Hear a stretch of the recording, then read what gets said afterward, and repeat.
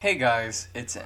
So in the week I didn't upload, I happened to be reading the story that I've heard inspired Hnk, Violence Jack, a 1970s manga about a huge man helping people in a post-apocalyptic world. Sounds familiar, right? Funny enough, I had actually skimmed this before. My one takeaway was, it was violent, and a guy named Jack did happen to be in the story. Now that I've sat down and read it, albeit not completely, but I think enough to explain how I feel about it, I feel I understand how this manga contributed a lot to Hnk and, a lot of other mangas as a whole, as it's apparently the first or one of the first post-apocalyptic mangas in general. But that being said, doing something first does not mean you did it the best. The pacing on the first 10 or 11 chapters is agony. You know Jack, the guy on the fucking cover of the book. Yeah, he doesn't show up in any of those chapters. Instead, we can focus on these kids and see the start of the apocalypse. The world ending with literally every possible natural event occurring at the exact same time. Then we go back and see his cushy life, living with his family, going to school, and then we go back to the apocalypse, raiders, and tragedies. You may be wondering why I worded it like that, because that's literally how they actually do it in this. They show you the end of the world right at the start of the story, and then it's like the writer said, "Fuck, I forgot to write the characters!"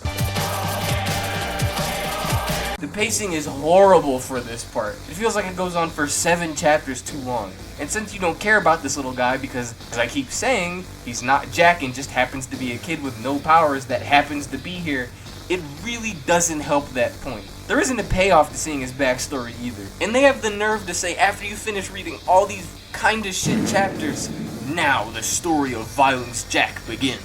Like, why the fuck did you start off showing me a COD Easter egg and then loop back into a slice of life that you know doesn't matter? Cutting ahead a bit, there's a group of orphans led by this main kid.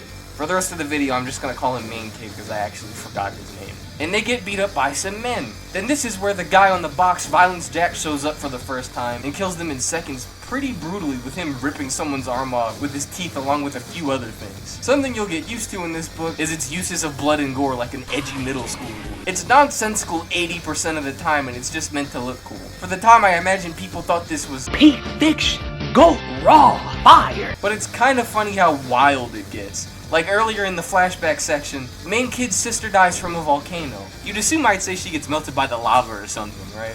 No, the eruption shoots a rock into her back, and after she says bye, the rock explodes and sets her on fire. This is the kind of escalation you should expect in this story. Anyways, back to the main plot, Jack appears, and you'd think this is where the plot thickens. Jack's here, we get to see him talking like this beast man. Just from seeing this character, I'm sure I and many people assumed he'd be like the Hulk, a big dude who doesn't talk that much. And for this introduction, that's what he was.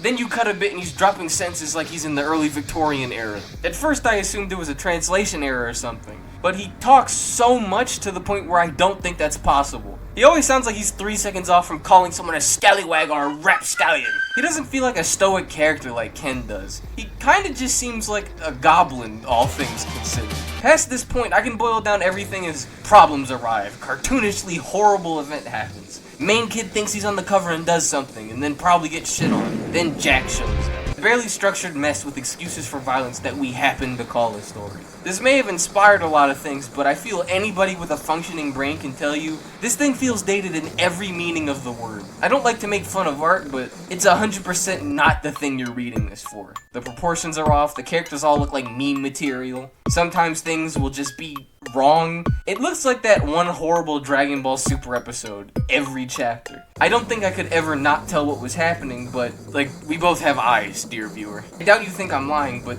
look at the screen. Trying to pay attention to the story by itself is brain rot because they over-exposition every single time they talk. I can't think of a single time they begin explaining something and it ends in the time you expect it to. The main kid can't even make a statement without it being as long as the Bible. There's a section where he says, "Us orphans are insects of the wasteland." Now that by itself, I guess the kids could say is a cold line, but then he proceeds to keep talking for the next 3 panels. At least I'm starting to see where Hara got his pacing for SNK from.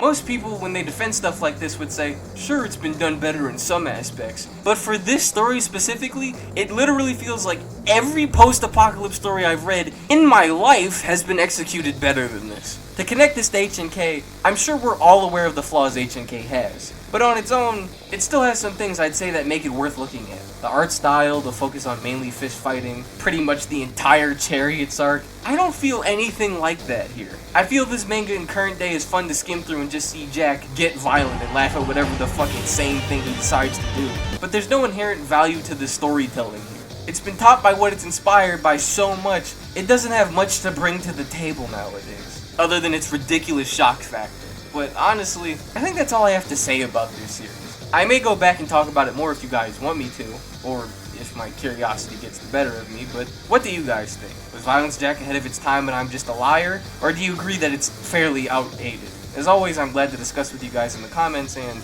I've been it, and I am out.